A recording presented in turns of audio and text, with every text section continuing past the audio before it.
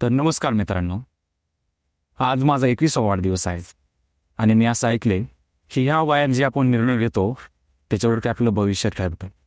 तर आज काही धडे मी स्वतःला शिकवणार आहे जे कदाचित तुमच्यासाठी उपयोगी पडतील. तर मग सुरू करूया. तर सगळ्यात पहिल्यांदा buy needs first, luxury late. आपल्याला सगळ्यात आधी आपल्या गरजा पूर्ण केल्या पाहिजे, नंतरून जे लागते ते घेतले पाहिजे.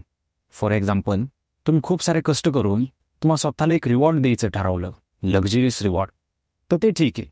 पण तुमच्याकडे इन्कम सोर्स नाही आणि तुम्ही महाग गाडी, बाईक्स आणि खूप काही असे घेत आहेत, तर हेच सारे गोष्टी घेतल्यावर EMIs भरताना तुम्हाला खूप त्रास होईल.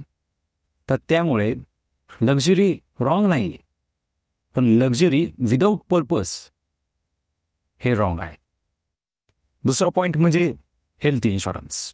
आपल्याला असं वाटतं की हेल्थ इन्शुरन्स हे मिडल एज लोकांचं काम आहे, पण हे चुकीचं आहे. फॉर एक्झाम्पल, तुम्ही इमॅजिन करा, उद्या झालं तुम्ही गाडीवर चाललाय आणि चालता चालता तुमचा ॲक्सिडेंट झाला, तर तुम्ही लगेच हॉस्पिटलमध्ये गेला. हॉस्पिटलमध्ये 2 लाखाचं बिल आलं, तुम्ही लगेच लोन काढायला जाता, तुमची सगळी सेविंग संपून जाईल. त्याच्यावरती लोन घेतलं की तुमचं लोनचं इंटरेस्टमध्येच पूर्ण आयुष्य जातं. ह्याच्या जागी तुमच्याकडे हेल्थ इन्शुरन्स असेल तर एक 500 ते 600 रुपयाचं प्रीमियम भरत असतात तुम्ही, आणि त्याच्यात हॉस्पिटलचे सगळे बिल्स कव्हर होऊन जाते. तुमची सेविंग आहे तशी राहील, लोन घ्यायची गरज नाही पडणार आणि हे सगळं सुरळीत चालेल. जर तुम्हाला हेल्थ इन्शुरन्स कसं घ्यायचं, कुठून घ्यायचं ह्याच्याबद्दल काहीच आयडिया नसेल, तर डिस्क्रिप्शनमध्ये तुम्हाला एक नंबर देईन, तर त्या नंबरवरती कॉन्टॅक्ट करा. हेल्थ इन्शुरन्स म्हणजे खर्च नाही, तर सेफ्टी नेट आहे. ह्याच्यावर तुम्ही नक्की लक्ष दिलं पाहिजे. तिसरा पॉईंट म्हणजे सिव्हिल स्कोर. 21वं वय म्हणजे इथूनच तुमची क्रेडिट हिस्ट्री सुरुवात होते. तुम्ही क्रेडिट कार्ड घेता आणि पेमेंट डिले करता, ते तुमच्या भविष्यासाठी चांगलं नाही. लेट पेमेंट, सिव्हिल स्कोर खराब. ह्याचा अर्थ तुम्हाला फ्युचरमध्ये कार लोन, होम लोन हे सगळं घेण्यासाठी खूप अडचणी येतील भविष्यामध्ये.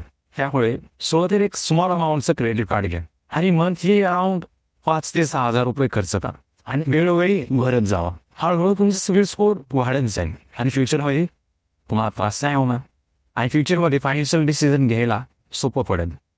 सिव्हिल स्कोर म्हणजे फ्युचर ट्रस्ट, जो आजपासून तुम्ही बिल्ड करायला सुरुवात केली पाहिजे. Side income source. फक्त एकाच इन्कम सोर्सवरती डिपेंडंट राहणं आजच्या काळामध्ये अवघड आहे. काही लोक म्हणतात हे जॉबमध्ये सेटल आहे, मला इन्कम सोर्सची काही गरज नाही. That is fine. जर तुमचा जॉब सेफ आहे तर ते चांगलीच गोष्ट आहे. पण उद्याच्याला तुम्हाला जॉबमधनं काढून टाकलं तर, किंवा कंपनीज बंद पडली तर तुमचे EMIs, तुमचं बाकीचे लोन्स हे सगळं बंद पडून जाईल. ते कसं भरणार? सो त्याच्यासाठी एकाच इन्कम सोर्सवरती डिपेंडेंट नाही राहिलं पाहिजे. काहीतरी साईड हसल चालू करा. साईड हसल म्हणजे खूप मोठं नाही, पण एखादं यूट्यूब चॅनल चालू करा.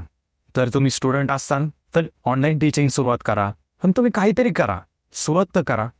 हे सुरुवातीला तो खूप छोटं वाटतं, पण एक 2-3 वर्षानंतर कंटिन्युअसली त्याच्यावरती फोकस केला तर तुमचा एक strong independent source of income बनू शकतं.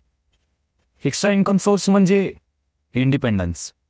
म्हणजे सुरुवातीला तर तुम्हाला छोटं वाटतं, पण पुढे जाऊन तर तुमचा एक मोठा इन्कम सोर्स बनू शकतो. Investment in your network.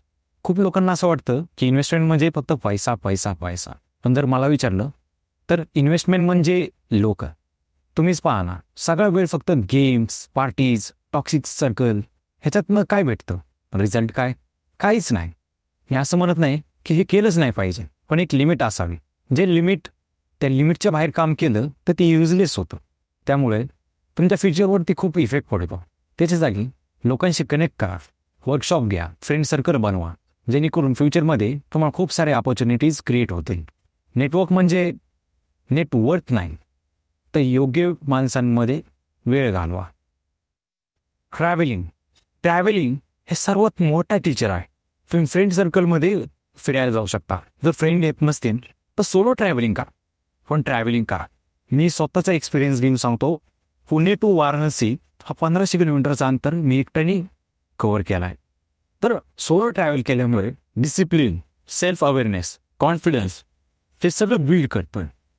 हा सेफ्टी इश्यू आहे तर, पण त्यासाठी तुम्ही आपल्या घरापासून एक छोटा डिस्टन्स कव्हर करा, मग नंतरून तुम्ही मोठ्या मोठ्याने डिस्टन्स कव्हर करू शकता. एकदा जो कॉन्फिडन्स आला तर तुम्ही मोठ्या मोठ्याने डिस्टन्स पण कव्हर करू शकता.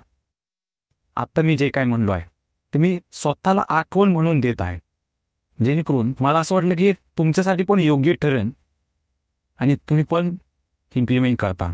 कारण 21व्या वयात आपण जे पण डिसिजन घेतो तेच आपलं पुढचं भविष्य ठरतं. तसं पाहायला गेलं तर मी परफेक्ट नाही.